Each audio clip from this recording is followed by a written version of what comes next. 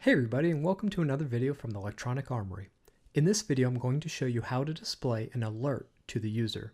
You can use this as a way of messaging the user with information, or by asking a question or simply displaying information to them.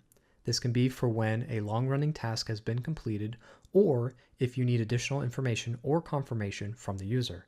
For example, when you're deleting a piece of user data, you usually want to confirm that that was the intended action of the user. Simply display an alert and have the user confirm that that was indeed what they wanted to do. So let's get started. So the first thing we're going to do is set up the alert controller. And so we're going to set this as a variable, and I'm going to call it alert controller. And we're going to set this equal to a UIAlertController constructor. And in the constructor, we're going to use the third item here, which is going to ask for title, message, and the preferred style that we're going to show. So let's go through these one by one. The title's pretty self-explanatory. It's going to be the string that appears at the top of this message. So for this one, I'm going to ask the user to confirm some data deletion. So we're just going to make something up, or we're going to say delete user data, and we can even put a question mark, and then control / jumps over to the next placeholder. And this parameter is our message. So this is going to be the main message body of the alert, and this can be a little bit longer. So I can say something like the deletion of this data is permanent and cannot be undone.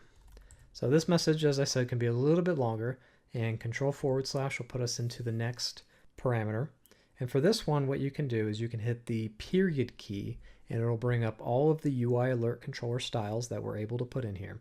So one is an action sheet, and the next one is alert. I'm going to first do the alert, and then we're going to switch it over to action sheet to see what that looks like. So the next thing we can do is add actual actions to the alert controller. So this basically doesn't do anything. It won't have any buttons that are attached to it, so we can't dismiss it. So what we can do is use that variable, alert controller, and on this item we can add an action. So when I'm going to add an action, I'm going to pass in a UI alert action. UI alert action is another object that we have to create, but we can create it right in line here by just hitting enter. And by hitting enter, it gives us the constructor, and then we can start the constructor with a parenthesis. By doing that, it brings up the constructor that we're able to use. If you hit enter, Xcode will type all this code in for us, and again we have a title. So for this one, I'm going to allow the user to cancel. So this is going to be the title of the button or the action that the user can take. So for this one, we're going to do cancel, and then control / jumps us to the next placeholder. And again, we're asked for a style, but this is a UI alert action style. So if I hit period on this, you have three different types. We have cancel, default, and destructive. So because this is a cancel option, let's go ahead and select cancel. And then the handler for this. So this is going to be a block of code that we're able to execute on when the user cancels this. So we might either show an animation, or we might handle the display of the table view or something like that on cancel, or simply just do nothing. So in our case, we're going to do nothing. You can put in nil for this, or if you actually want to put some code in, hit enter. It'll give you the code block, and then it'll pass in as a parameter the UI alert action. So you can just say alert action if you ever wanted to use it to see what parameters and what objects are on that option, but we're not going to care about that right now. So I'm going to hit command /, and for this one I'm just going to do print just so we can test this out, and I'm just going to say cancel. Okay, so for the next one, we're going to do alert controller .add action. We're going to do the same thing, so hit enter, start the constructor in line with a beginning parenthesis, hit enter on the code complete that comes up. The title for this one is going to say delete, and the style for this, if we hit the period, it'll bring up our display, and we're going to choose destructive. Destructive is kind of what it sounds like. It's going to destruct data. So iOS is going to color this in a particular color. In this case, for the current operating system, we're going to use red. So hit enter to get the destructive style. And then for the handler for this, we're going to do the same thing. So I'm going to hit enter to create the code block syntax. And then on this, I'm just going to call this parameter alert action. And then here is where you would actually delete your data. Okay. So depending upon your application, you're going to either delete it from an array or from a database or wherever you have this piece of data. You're going to remove it there. All right, then I'm going to show you the third way, which is just the default. So I'm going to do AlertController.addAction, hit enter on the constructor, create the constructor. And for this one, I'm going to do something else. The style for this, just to show you what this looks like, we're just going to use the default. Let me scroll up a little bit. Control / to go to our next placeholder. And for this one, I'm going to pass in nil. So this is going to have the same effect as our cancel option, but that's okay. I just want to show you what this all looks like. Okay, so once we have our alert controller all set up, the next thing we have to do is we have to present it. So if you just type in present, hit enter on the function that comes up that allows us to pass in a UI view controller. The view controller that we're going to use for this one is the alert controller. So type in the alert controller variable that we have, control / is this animated? Yes, true. And then for our completion block, we're not going to use it. But again, if you wanted to have code be executed after this is presented, but before the user has actually chosen any action, then you can put this right here. But we're just going to pass in nil to not use this right here. Okay, so this line of code would actually present the alert controller, but the problem with doing that in the view did load is it's not actually on the screen. So I'm going to show you just a little bit of refactoring to get this in such a very simple application. It won't work properly. So I'm going to first move out this alert controller up into our class. So we're going to use it in a different function. Clean up our spacing a little bit. And the function that we're going to use is instead of the view did load, we're going to go down and we're going to say view did appear. What that's going to allow us to do is execute a piece of code after the view is on the screen. So essentially, the view did load just means that the view has loaded into memory, but is not actually on the screen. So because it's not on the screen, it's not in the view hierarchy. So if you ever get an error about the view hierarchy or trying to present something when the view is not in the hierarchy, that should be your first clue that that view hasn't had a chance to appear on the screen. And so we have a separate function call here called view did appear.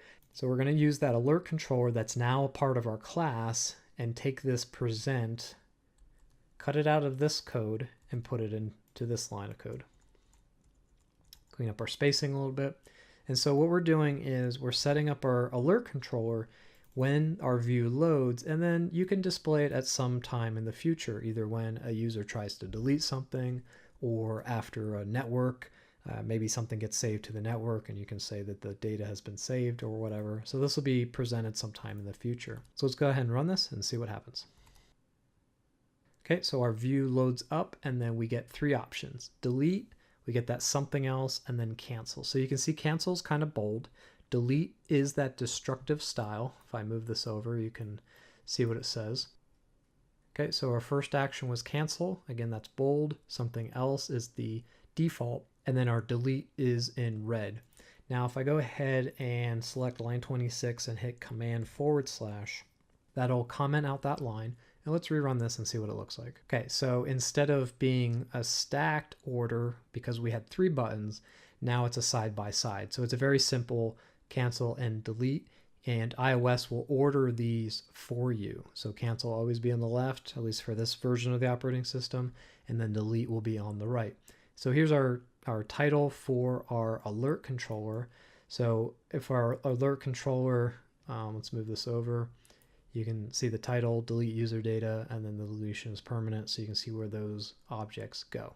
Okay, and so this is an alert style alert controller, but what happens if we want to show the sheet? So by hitting period, if you back up and you don't see the code complete, you can always hit control space and your autocomplete will come up here. Okay, and then the one we want is our action sheet. So let's go ahead and select this one. We'll hit enter on that, and then that will bring up our action sheet. We'll run our application and see what this one looks like.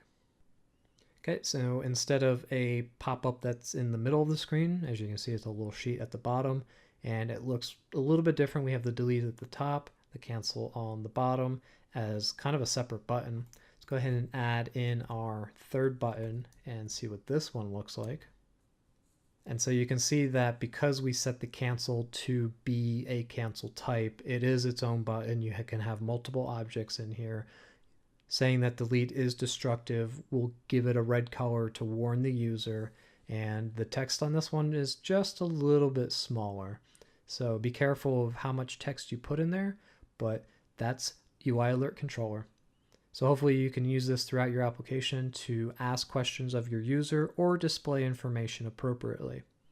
If you're just displaying information to the user and you want to get their attention, say this task was completed, what you can do is I'm going to comment out these right now, so the cancel button and this line of code, and I'm going to change the something else to just say dismiss, or you can say something like okay or done or that sort of thing. And I need to comment out the end block, curly braces and parentheses. And the other thing I wanted to do is I'm going to also comment out print and then change the style back to an alert style. Okay, so there you go. Obviously you change the text here to say that the task was done, and then you dismiss it, it goes away, and voila, you have your alert controller. So I hope it was useful for you to see all the different combinations of buttons and styles that we can have for alerting and asking questions of the user. If so, subscribe to see more videos on iOS, Android, 3D game development, and more. This video was created by request. If you're looking for help on your own apps or games, consider becoming a patron and requesting personalized help, get access to source code, join our developer community, and more. Details are in the description below. Thanks, and we'll see you next time.